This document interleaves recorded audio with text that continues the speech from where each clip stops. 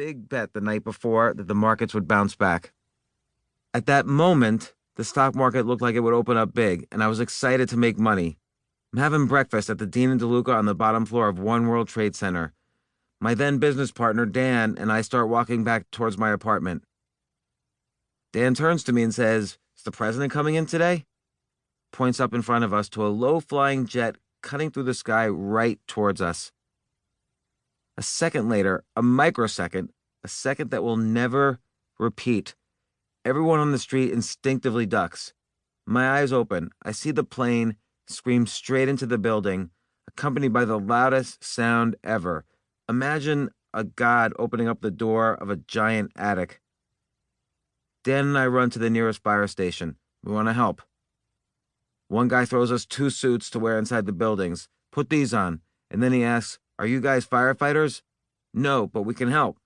"Forget it, you have to be firefighters." And he and the other guys in the fire station put on their suits, get in the truck, turn on the siren, and leave. Many died less than an hour later as the buildings crashed in on them. We go back towards the smoking buildings. People are throwing themselves off the top. From a distance, they look like black little squiggles twisting in the air.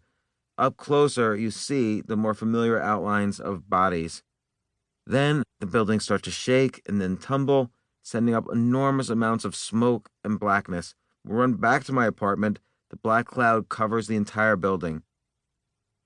My little daughter had peed on the floor, and when she hears this, that I put this in here, I wonder if she's going to be upset at me. But nevertheless, she peed on the floor. Everyone is scared. People had gathered in my apartment are crying.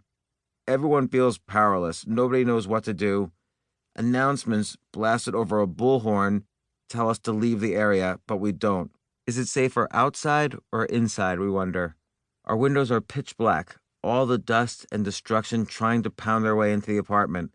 We stay up all night, taking turns listening to the radio, and the next day, part 2 of everyone's lives begins. A few months later, I'm dead broke from day trading. I knew nothing about day trading, but I had gambled away millions of dollars. At night, I dream of enormous tidal waves sweeping over Manhattan, and I wake the moment I realize in the dream that I can't run fast enough to escape. I desperately want to sell my house. I've already lowered the price 3 times, but there are no buyers.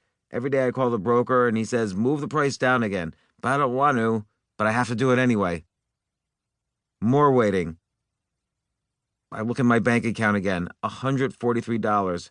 How did this happen? I think I'm smart, but I've been the biggest idiot. I start crying. What am I going to do? I call my wife. I'm supposed to get something from the store, but in my panic, after I saw my bank account, I totally forgot what I'm supposed to get. I go to a payphone.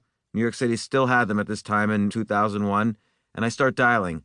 But I don't hear a dial tone. I press the keys, no sounds.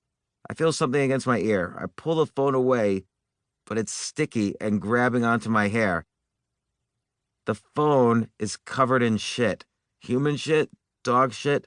I still don't know. And now it's all over my hands and hair.